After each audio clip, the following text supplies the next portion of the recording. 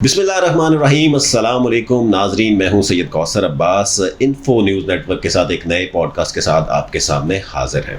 नाजरीन, पाकिस्तान और इंडिया की सिचुएशन बज़ाहिर तो वो सीज़ फायर हो चुका है, लेकिन मोदी की हरकतें जो हैं वो अभी तक सीज़ फायर की तरफ नहीं जा रही। पाकिस्तानी फ़ौज ने चंद मिनट्स के अंदर मोदी को ऐसा सबक सिखाया कि ना सिर्फ वो पाकिस्तान से वो जंग हारा, बल्कि दुनिया पूरी में उसको अब शर्मिंदगी का सामना भी करना पड़ रहा है। और स्पेशली जो प्रेसिडेंट ट्रंप हैं वो उसको आड़े हाथों ले रहे हैं और हर जगह पे मोदी की इस नाकामी का वो जिक्र करते हैं। जो इंडिया अपने आप को ये समझता था कि शायद मैं इस खित्ते का सबसे बड़ा चौधरी हूँ और मैं मुझे कोई शिकस्त नहीं दे सकता, मेरी इकॉनमी बड़ी स्ट्रॉन्ग है, मेरे पास पैसा बहुत ज़्यादा है, मेरे पास पावर बहुत ज़्यादा है, वो इंडिया आज अपने मुंह छुपाने के काबिल भी नहीं है।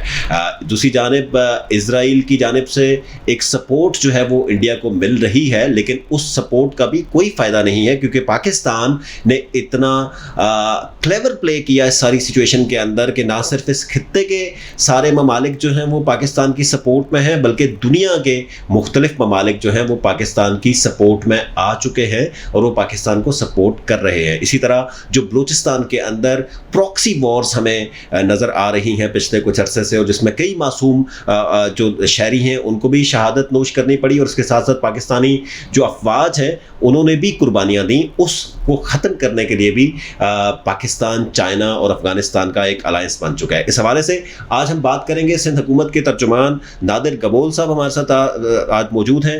नादिर साहब, बहुत शुक्रिया आपने हमें ज्वाइन किया। नादिर साहब, मोदी की इस सारी सियासत को और इस एक्सट्रीमिस्ट पॉलिटिक्स को कैसे देखते हैं आप? देखिए, अनफॉर्चुनेटली इंडिया जो है, जिस तरह अब तो पूरी दुनिया को पता चल गया कि वो एक बॉलीवुड में ही सारा वक्त होती है। उनको वाकई में ये लग रहा था कि वो हीरो आएगा और अकेले पूरे खत्ते को तबाह कर देगा और आगे से हम कुछ नहीं करेंगे।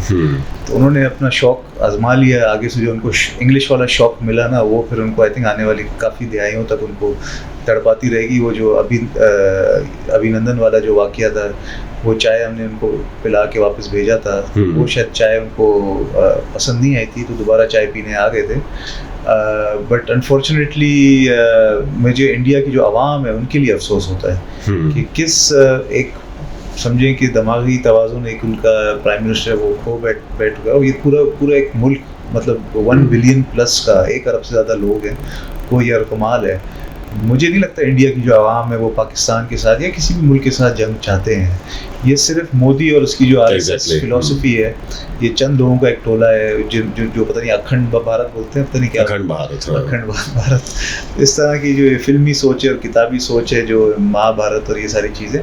तो मेरी अपील इंडिया की आवाम से होगी। अगर आपके पॉडकास्ट को इंडिया में एक आम इंडियन सुन रहा है तो उसको पता है कि भाई जंग जो है ना किसी भी मुल्क के लिए, स्पेशली आज के दौर में 2 न्यूक्लियर पावर्स के बीच में, जहाँ पे लोग कोशिश कर रहे हैं कि अपनी इकोनॉमी और अपने आवाम पे फोकस करें, वहाँ पे ये शख्स जो है अपने राफेल जहाज़ $100 मिलियन की जहाज़ इंडियन टैक्स पेयर का पैसा वो जाके ज़ाया कर रहा है। यही पैसा इंडिया के अंदर भी बहुत ज़्यादा गुर्बत है।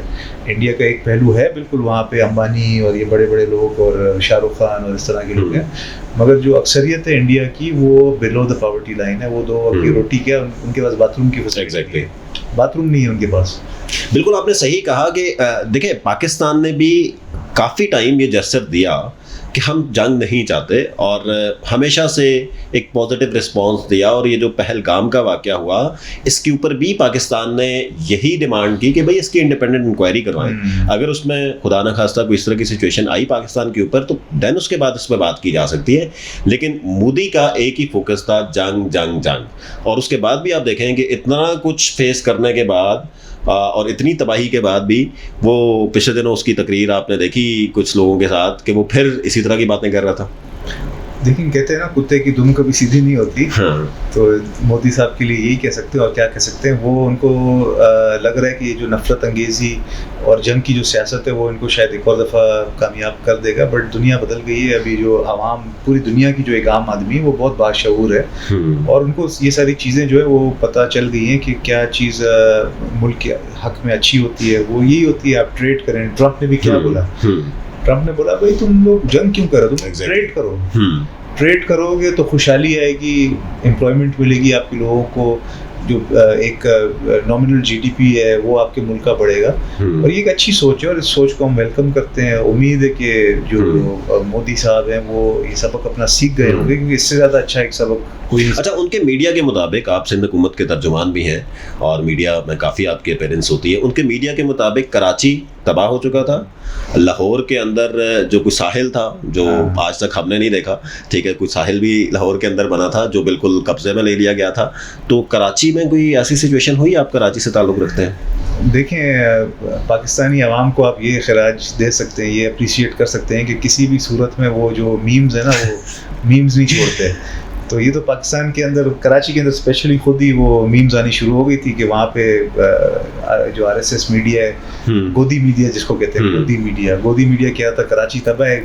यहाँ पे हमारे कराची में जो शपाटर बोलते हैं वो हलवा पूरी खाते हुए वीडियोस बना रहे थे, गड़े ये देखो भाई हम तो तबाह हो गए, हम तो हलवा पूरी खा रहे हैं, तबाह हो गए हम तो पाकिस्तानी आवाम को भी माशाल्लाह सेंस ऑफ ह्यूमर बड़ा अच्छा है। और ये चीज़ें फिर इंडिया में भी सर्कुलेट हुई है सोशल मीडिया पे। इंडियन भी कह रहे थे भाई हमारा जो मीडिया है, उनकी बल्कि है ना एक वो एक्ट्रेस, वो शत्रुघ्न सिन्हा की जो बेटी है, नाम भूल गया मैं उनका, उन्होंने बोला कि भाई हमारे मीडिया को चाहिए कि कुछ तो मतलब अक्ल के नाखून पकड़े भाई, दुनिया हंस रही है हमारी मीडिया पे, दुनिया हंस रही है हम पे, पर ये गोदी मीडिया को समझ नहीं आ रहा। तो हमें तो कुछ करने की ज़रूरत ही नहीं थी, खुद ही इन्होंने अपनी एम्बैरसमेंट की है। अच्छा नादिर साहब, आप बलोच हैं, बलूचिस्तान के हालात हम पिछले काफ़ी अरसा से देख रहे हैं कि काफ़ी डिस्टर्ब हैं कुछ दिहाइयों से, और बड़े मासूम लोगों ने भी वहाँ पे अपनी जानें कुर्बान की, पाकिस्तानी फ़ौज ने बड़ी कुर्बानियाँ दी।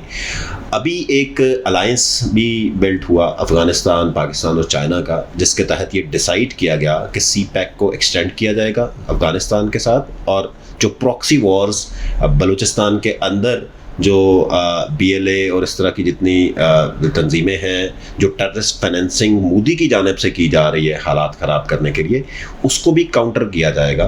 तो आप क्या समझते हैं कि क्या इससे सिचुएशन बलूचिस्तान की इंशाल्लाह आने वाले दिनों में हम बेहतरी की तरफ जाते हुए देख रहे हैं? जी इंशाल्लाह बिल्कुल। देखिए बलूचिस्तान के अंदर बेतहाशा रिसोर्सेज हैं, ये तो पूरी दुनिया को अब पता है। इस रिसोर्सेज का फ़ायदा हुकूमत चाहती है कि वहाँ के मकामी लोगों को मिले, बट अनफॉर्चुनेटली जो इंडियन रॉ है अपनी प्रॉक्सी वॉर्स के थ्रू वो बलूचिस्तान को डिस्टेबलाइज करना चाहती थी, क्योंकि जाहिर सी बात है एक तो पाकिस्तान को भी डिस्टेबलाइज करना है, और चाइना का जो गोल है कि access to warm water through water, उसको भी ये हाईजैक के सैबोटाज करना चाहते थे।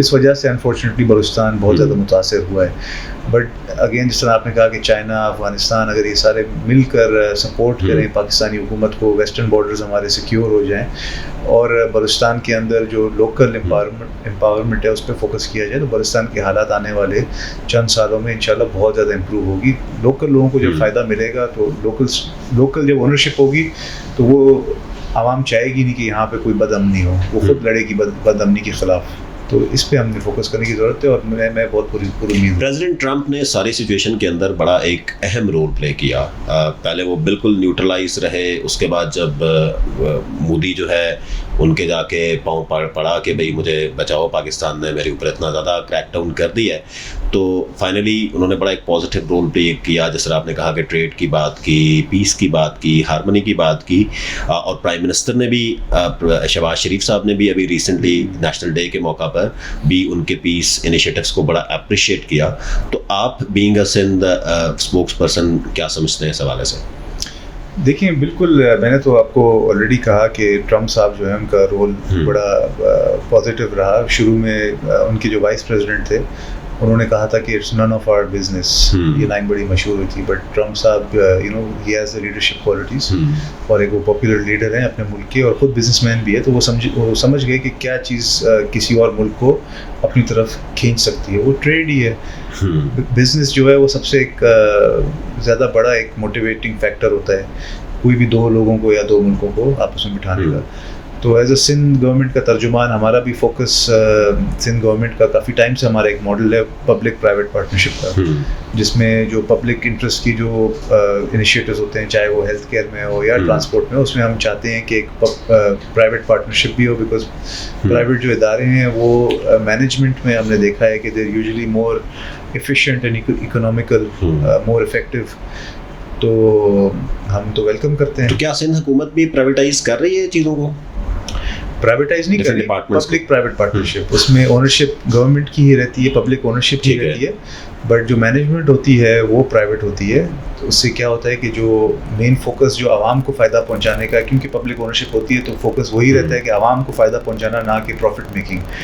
बट क्योंकि प्राइवेट मैनेजमेंट होती है तो थोड़ा बहुत एक प्रॉफिट मेकिंग का भी एक फैक्टर होता है, उनका प्राइवेट इदारों का अपना एक सेल्फ इंटरेस्ट होता है, तो दोनों का फिर मिला। अच्छा, इसी से लिंक्ड एक सवाल, बेसिकली अभी रिसेंटली आपने देखा कि एक साइड पे हम देख रहे हैं कि पीआईए को हम प्राइवेटाइज करने की बात कर रहे हैं, दूसरी साइड पे हमने देखा कि मरीम नवाज साहिबा ने अनाउंस किया कि हम पंजाब एयरलाइन लेके आ रहे हैं। तो क्या सिंध भी कोई इस तरह का इनिशिएटिव ले रहा है? नहीं, देखें, पीपल्स पार्टी तो as a policy is against privatisation, because हम चाहते हैं कि स्टेट ओनरशिप हो ताकि आवाम की जो फलाह और बहबूद है वो प्राइमरी फोकस होना चाहिए, नॉट प्रॉफिट मेकिंग। अगर आप पीआई को प्राइवेटाइज करते हैं तो मेन हमारा कंसर्न ये है कि बहुत ज़्यादा लोगों की जो रोज़गार है वो मुतासर होगी। बट अगेन जो पंजाब एयरलाइन है गवर्नमेंट लेवल पे है, ये प्राइवेट है, गवर्नमेंट की कोई? हाँ नहीं, हम गवर्नमेंट लेवल पे तो ऐसा कुछ नहीं लाना चाह रहे, बट हमारे कुछ, क्योंकि कराची का सबसे बड़ा शहर है सिंध का और कैपिटल भी है सिंध का, तो कराची के अंदर जो बिज़नेस कम्युनिटी है माशाल्लाह वो खुद बहुत ज़्यादा रिसोर्सफुल है। तो ये सुनने में ज़रूर आ रहा है कि कराची के कुछ बिजनेसमैन हैं हमारे, वो मिलकर एक कराची एयरलाइन बनाने जा रहे हैं, जो कि गवर्नमेंट के लेवल से जो भी इनको सपोर्ट दरकार होगी हम पेश करेंगे। बहुत शुक्रिया जी। नादिर गबोल साहब के साथ हम बात कर रहे थे पाकिस्तान और इंडिया की सिचुएशन पे। मज़ीद पॉडकास्ट के साथ भी आपके सामने हाजिर होंगे। देखते रहिए इन्फो न्यूज़ नेटवर्क।